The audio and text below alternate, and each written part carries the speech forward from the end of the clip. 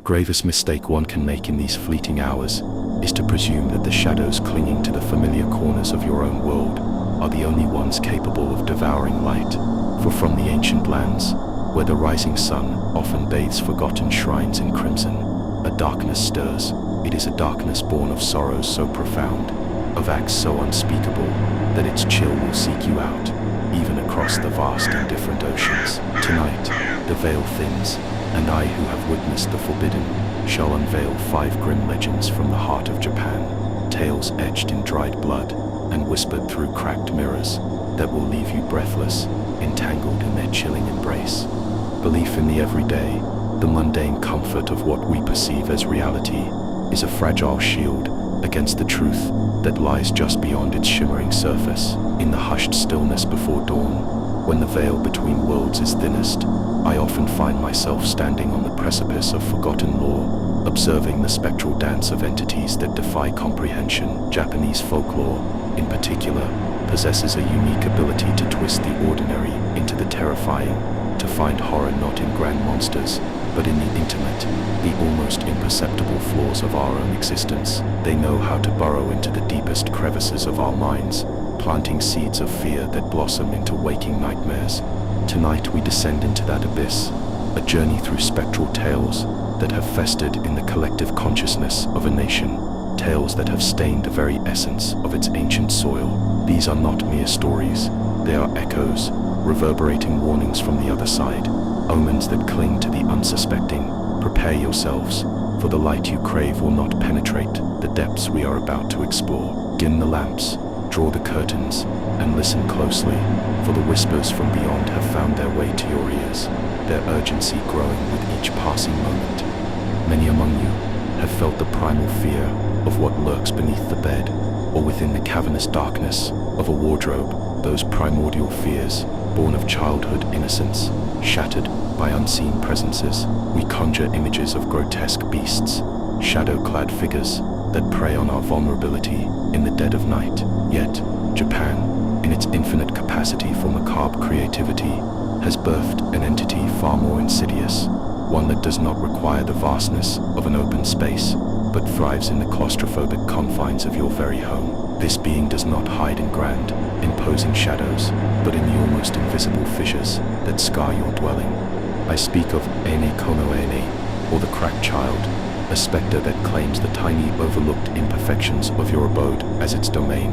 It is a girl, appearing impossibly small, her form a mere suggestion within the narrow gaps between your furniture and the walls. In the minute cracks that spiderweb across ancient plaster, she watches, a silent sentinel, her gaze piercing through the very fabric of your domestic peace, patiently awaiting the precise, agonizing moment to reveal her presence, to bridge the gap between her world and yours, with a single, innocent-sounding question that will forever alter your fate. The air thickens, a palpable weight settling upon your shoulders as her voice, a faint, childlike whisper, finally drifts from the forgotten recess of a darkened room. Want to play with me? Do not dismiss this as a child's fancy, or a trick of the mind born of solitude. This is not a request, it is an omen, a declaration that you have been chosen. To refuse, to allow the rational mind to dismiss her plea, is to invite a relentless, chilling torment that will unravel the very threads of your sanity. Your refusal, a defiant act against the unseen, will only fuel her dark obsession. Her ethereal presence, once confined to the shadows, begins to seep into the very fabric of your waking life, a constant unyielding surveillance. You will feel her eyes upon you as you rise with the first blush of dawn, as you break bread, as the cleansing waters of your bath fail to wash away the creeping dread. She will materialize at the periphery of your vision, a fleeting glimpse in a cracked mirror, a shiver down your spine in an empty room. Sleep, that sacred sanctuary, will become a new battlefield, her form twisting through your dreams, whispering her plea, twisting it into a suffocating command. The torment will intensify, a relentless siege against your spirit, until the desperate exhaustion compels you to yield, to finally utter the fatal word, yes. This acceptance, born not of willingness, but of sheer, agonizing fatigue, seals your doom. She will propose a game, a simple game of hide and seek, asking you to find a place of concealment while she counts. The initial thrill, the morbid curiosity of playing with a ghost, may briefly mask the terrible truth. But understand this, once you agree, once you step into her macabre playground, she will never cease her pursuit. The first round of this unholy game may pass without incident, a temporary reprieve before the true terror unfolds. But then she returns, her voice an insistent echo from the depths of your house, demanding a second game with a crucial, heart-stopping twist. Now, it is your turn to seek, and here, the true horror of Anakonoana reveals its venomous nature. She is a master of concealment, a phantom woven into the very structure of forgotten spaces. Your search will stretch from hours into days, the frantic quest for her invisible form, slowly but irrevocably eroding your grip on reality, pushing you to the precipice of madness. Each creaking door, every shifting shadow, every fleeting reflection in a polished surface becomes a potential harbinger of her presence, yet she remains elusive, a mocking spirit playing with your dwindling sanity. The world outside your home will blur, losing its shape and meaning as your existence narrows to the desperate, obsessive hunt for the spectral child. You will find yourself staring into the dark corners of rooms, your eyes straining, your mind conjuring grotesque shapes from the mundane, until the very essence of your being feels frayed, brittle, on the verge of splintering. Then, at the very peak of your delirium, when your resolve has been utterly shattered, you will find her, perhaps a fleeting glimpse, a sudden chill, a sense of her presence in a place you'd sworn was empty moments before. Her gaze, when it finally meets yours, will be an EMP devoid, yet it will hold you captive, and in that horrifying instant, a force, ancient and malevolent, will seize you. She will drag you away, not gently, but with a terrifying, irresistible pull, into a realm beyond human comprehension. Some whisper of the underworld, a labyrinth of tormented souls. Others speak of a dimension of eternal solitude, a prison from which there is no escape. Regardless of its name, the destination is the same: oblivion. Once you play with Anakonoana, there is no happy ending, no possibility of reprieve. The only defense, the only sliver of salvation, lies in an unwavering ignorance. You must steel your heart against the childlike whispers that emanate from behind the dusty shelves, from the gaping maw of a wall crack. You must dismiss the phantom noises, the scuttling sounds, the almost seen movements that betray her presence. Before her ethereal form ever manifests, before her voice can poison your ears, you must close your mind, for to acknowledge her is to invite her into your very soul. And that, my friends, is a fate worse than any death. The innocence of childhood, that fragile shield against the world's harsh realities, often proves to be the most vulnerable point of entry for the truly sinister. We are taught to fear the obvious dangers, the overt threats that lurk in dimly lit alleyways. But what of the unassuming figures, the seemingly harmless old woman whose very appearance lulls us into a false sense of security? This brings us to the chilling tale of Obasama, the old woman with a big bag, a legend that preys upon compassion and politeness, twisting them into instruments of a horrifying demise. Many years ago, in a quaint Japanese district, a young boy, perhaps emboldened by the innocence of youth, approached an elderly woman struggling beneath the weight of an enormous, shapeless cloth bag. He walked alongside her, a silent gesture of solidarity, until her voice, ancient and creaking, like a long-forgotten door, broke the quietude. A question, seemingly innocuous, yet laced with an unseen menace, hung in the air. "Don't you want a leg?" The boy, startled by the sheer oddity of the query, chose to ignore it, a common reaction to the absurd. He continued his journey, the woman's peculiar shadow clinging to him. But the Obasama was persistent, her voice repeating the question with a horrifying, rhythmic insistence, over and over, until the boy's patience, and perhaps his courage, began to wane. Frustration, a dangerous companion in the face of the unknown, finally compelled him to respond. He firmly stated his refusal, a simple, "No, I don't want a leg." In that instant, the fragile peace of the neighborhood was shattered by a scream, primal and blood-curdling, a sound ripped from the very depths of despair. Neighbors rushed out, their faces etched with horror, to find the boy lying in a pool of his own lifeblood, one leg grotesquely mutilated, severed from his young body. From that grim day forward, The chilling legend of the Obasama, the big bag lady, spread like a plague, infecting the collective consciousness with a new, insidious fear. She roams the lonesome paths, her enormous bag swaying ominously, a silent invitation to those unfortunate enough to cross her path. Her offer is always the same, her voice a dry whisper that promises an unnatural choice.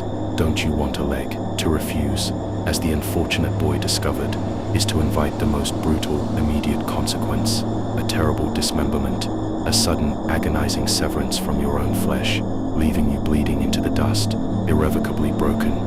But the choice to accept her offer, to nod in agreement to the chilling proposition, does not grant you salvation. Oh no, the horrors merely shift, transforming into a different, equally grotesque nightmare. If you dare to say yes, the old woman, her eyes glowing with an ancient malevolence, will attempt to graft a third leg onto your unsuspecting body, a monstrous appendage that does not belong, a violation of your very humanity.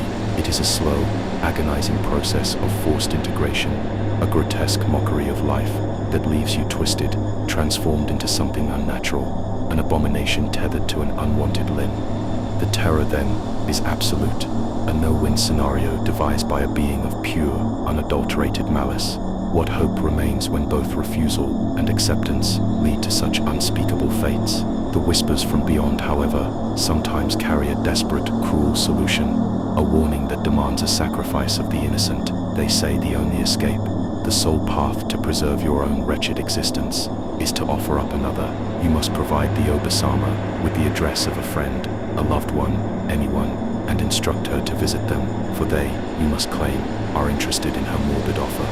This act, a betrayal so profound it chills the very soul, becomes your only currency for survival. It is a horrifying exchange, your life for another's, a desperate gamble with dark forces that revel in human despair. To walk away, knowing you have condemned an unsuspecting soul to the Obasama's cruel whims, leaves a stain upon your spirit, a burden heavier than any physical wound. The memory of your cowardice, the image of their unwitting sacrifice, will cling to you like cold ashes, a constant reminder of the price of your survival. Do you feel this dark message was meant for you? Now, let us turn our gaze from the overtly supernatural to a different kind of terror, one that thrives in the very heart of human despair.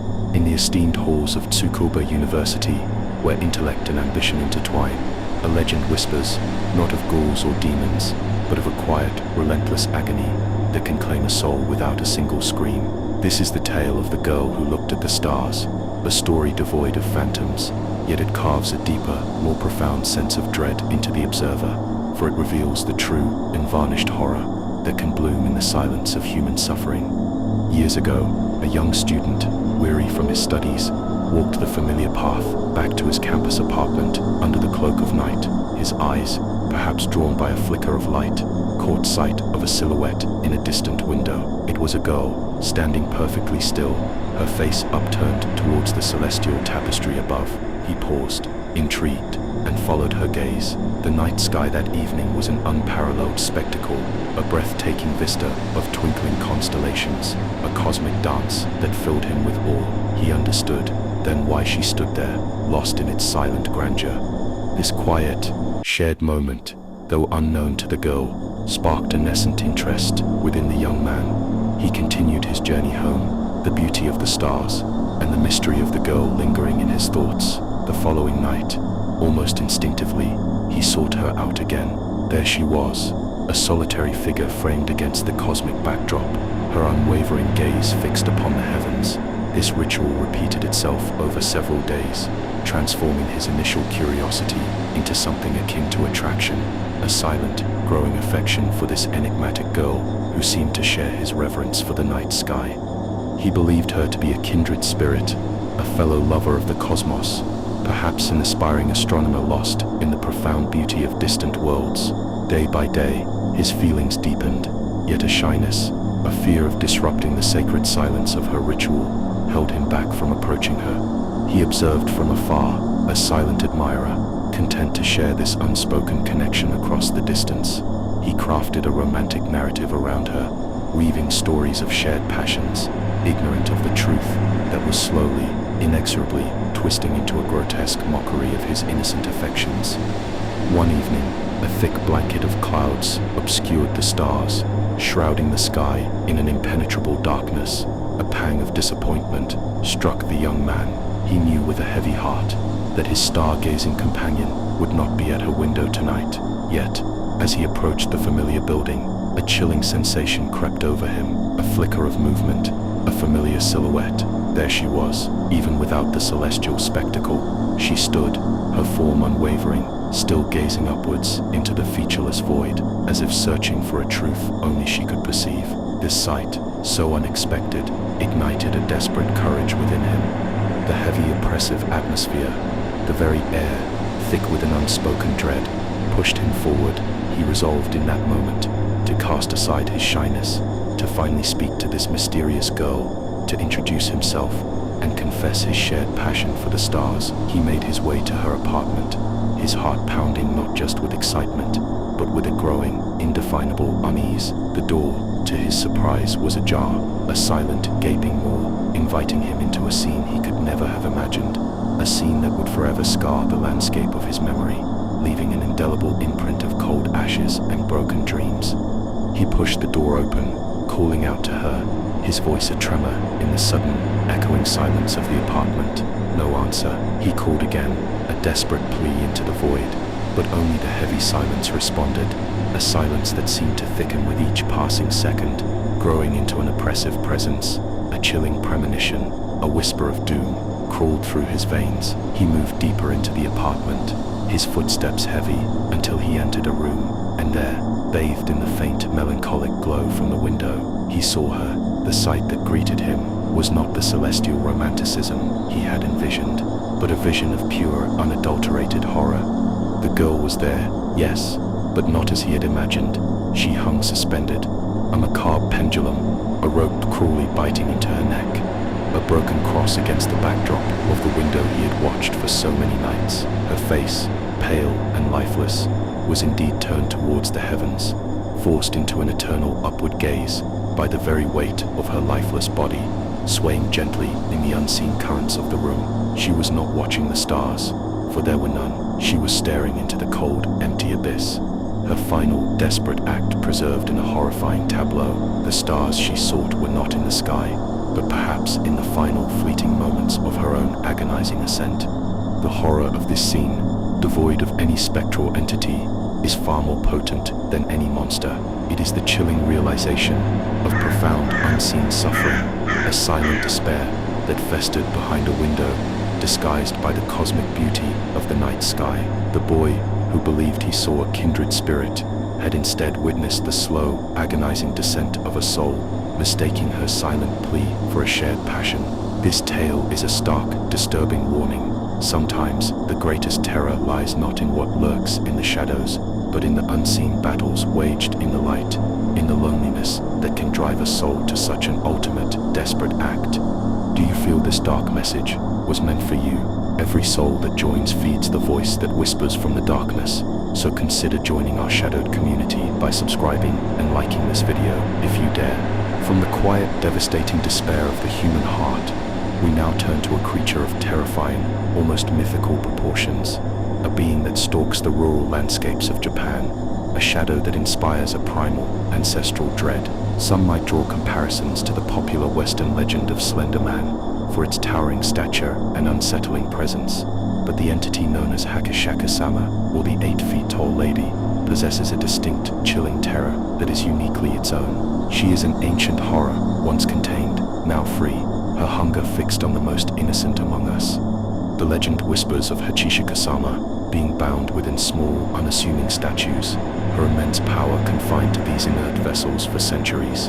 But then, a moment of carelessness, a single, irreparable crack in one of these ancient safeguards unleashed her upon the world. With her liberation came an insatiable craving, a horrifying hunger that drove her to seek out her preferred prey, the tender, vulnerable essence of small children. Her very name, the 8 feet tall lady, hints at her colossal stature, a towering, unnerving presence that dwarfs anyone unfortunate enough to encounter her. Unlike the faceless enigma of her Western counterpart, Hachishakusama's countenance is a shifting, terrifying kaleidoscope of perception. Depending on who gazes upon her, her face might be an empty void, a smooth, featureless expanse that chills to the bone, or it could be a vision of breathtaking, deceptive beauty, designed to lure her young victims closer. She is invariably clad in an immense flowing white dress, a shroud that billows around her impossibly tall frame, making her appear even more ethereal and otherworldly as she glides through the ancient landscapes she calls home. The first and most terrifying sign of her impending arrival is not a sight, but a sound, a peculiar, haunting utterance that chills the blood and twists the gut. It is a repeated, rhythmic po-po-po, a sound that eerily attempts to mimic a malicious, mocking laugh, but fails, producing instead a guttural, unnatural noise that scrapes against the edges of sanity. This grotesque laugh reverberates through the quiet fields and forgotten paths, a harbinger of doom, signaling that the 8-feet-tall lady has chosen her next victim, her shadowy presence drawing inexorably closer to the unwary. She is most commonly sighted in the isolated, untamed expanses of rural Japan, her towering form an unsettling landmark amidst the swaying fields and winding country roads. A farmer tilling his fields might catch a glimpse of her impossibly tall silhouette against the setting sun. A child playing in the woods might hear her chilling po-po-po echoing through the trees.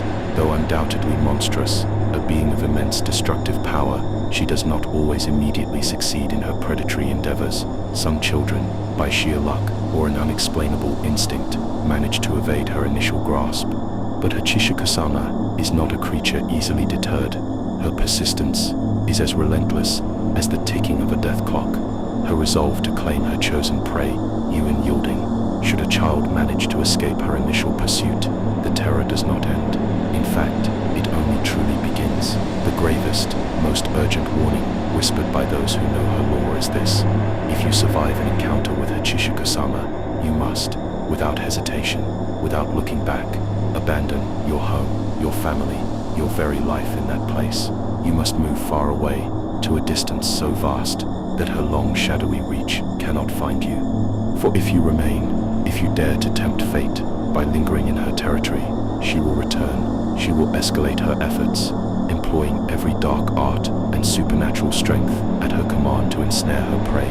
She will weave illusions, bend reality, manifest in nightmares, all to satisfy her insatiable hunger for the child she has marked. The desperate pleas from the other side confirm that once she has set her sights, Hachishakusama will stop at nothing to devour the chosen one, making escape an arduous, terrifying, and often futile endeavor, leaving a legacy of dried blood and cold ashes in her wake. Every soul that joins feeds the voice that whispers from the darkness. Do you feel this dark message was meant for you? To ensure you receive all future warnings, subscribe and like this video. We now delve into the realm of the yokai, those enigmatic entities that populate the rich tapestry of Japanese folklore, spirits, demons, and supernatural beings, whose forms often blend the grotesque with the eerily beautiful.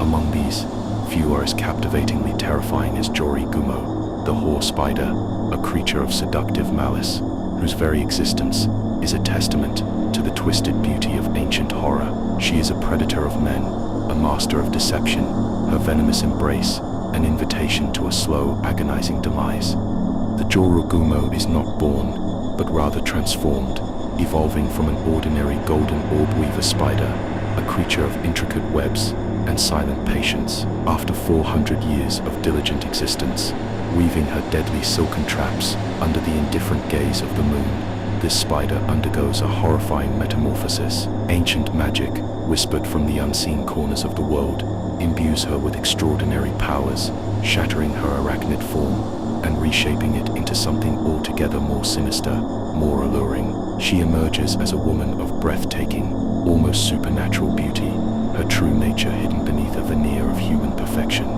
No longer content with the simple diet of insects, the newly transformed Jorōgumo craves a more complex, more potent sustenance, human flesh. She favors secluded, liminal spaces for her lair, the deep, emerald shadows of ancient forests, the mist-shrouded banks of forgotten waterfalls, or the crumbling, abandoned houses that fester on the fringes of quiet Japanese villages. These are her hunting grounds, places where the unwary might stumble, drawn by an irresistible allure, directly into her deadly embrace. Here, amidst the creaking doors and broken crosses of forgotten shrines, she waits, her web far more intricate than any silk. Equipped with an enchantress's beauty and a sorceress's cunning, the Jorōgumo ventures forth, often carrying a biwa, a traditional Japanese lute, whose melancholic strains drift through the twilight air. The haunting melody, infused with ancient magic, is her siren call, drawing men of all ages from their villages and onto the winding paths that lead to her hidden lair. She targets them, seduces them not merely with her physical beauty, but with an insidious, supernatural charm that bypasses reason, weaving a spell of infatuation and desire that blinds them to the impending doom. Once within the confines of her sanctuary, the Jorōgumo sheds her human guise, or at least reveals the full, terrifying extent of her power. Her victims, entangled in her unseen psychic webs, are paralyzed not by silk, but by a potent, hypnotic music emanating from her biwa. As they stand entranced, unable to move or resist, she delivers the final, agonizing blow. From her fangs, or perhaps a hidden appendage, she injects a powerful, slow-acting venom, a dark gift bestowed upon her transformation. This poison induces excruciatingly gradual death, freezing the body in a state of living rigor mortis, while the mind remains agonizingly aware. The Jorōgumo, a connoisseur of suffering, prefers to savor her meals, taking her time to feast upon the immobilized, slowly dying victim. It is a drawn-out, ritualistic consumption, a macabre ballet of predator and prey. Yet, in rare, chilling instances, a twisted form of mercy might stir within her ancient heart. Instead of outright devouring the unfortunate man, she sometimes spares his flesh, only to condemn him to a fate equally horrifying. She uses his living, paralyzed body as an incubator, a grotesque vessel for her burgeoning spiderlings, ensuring his demise is not only agonizing, but also serves the continuation of her monstrous lineage. The Jorōgumo is a stark reminder that beauty can be the deadliest of masks, and that the allure of the unknown can lead to an eternal, agonizing silence. Her tales are woven into the very fabric of fear, a disturbing warning against the temptations that glitter in the shadows, against the whispers from beyond that promise pleasure, but deliver only despair and a slow, torturous end. Each story, each legend tonight, is a thread in the vast, dark tapestry of human vulnerability, revealing the insidious ways the other side can breach our reality. These 5 grim legends, born from the heart of Japan, are but fragments of a larger, darker truth that permeates our world, a truth that most choose to ignore. They are not simply tales of old, but active, malevolent energies that continue to whisper from the shadows, seeking entrance, seeking to transform the mundane into the terrifying. Have you felt the chill of Anakono Ana in the unseen cracks of your home? Have you heard the chilling pulp of Hachishakusama carried on the night wind? Or perhaps, has the tragic silence of the girl who looked at the stars resonated with a forgotten sorrow within your own heart? Do you feel this dark message was meant for you? Your experiences, your fears, your own encounters with the inexplicable are vital in weaving this tapestry of truth. Share your thoughts in the comments below, for every shared fear diminishes its power, even if only for a fleeting moment. Every soul that joins feeds the voice that whispers from the darkness, strengthening our collective awareness against the encroaching shadows. By subscribing and leaving a like, you become a guardian against the forgotten, a beacon in the encroaching gloom, ensuring these warnings reach those who need to hear them. The journey into the abyss is far from over, for the world is replete with unspeakable horrors, with secrets that should never have been told, yet demand to be heard. We are merely scratching the surface of what lies beneath the thin veneer of reality, glimpsing the entities that feast on our fears, the omens that foretell inevitable doom. Until our next descent into the forbidden, remain vigilant. The shadows are long, the whispers are constant, and the unseen forces are always watching, patiently waiting for their moment. May your nights be restless, and your awakening filled with the chilling certainty that you are never truly alone. The voices from the other side will speak again soon.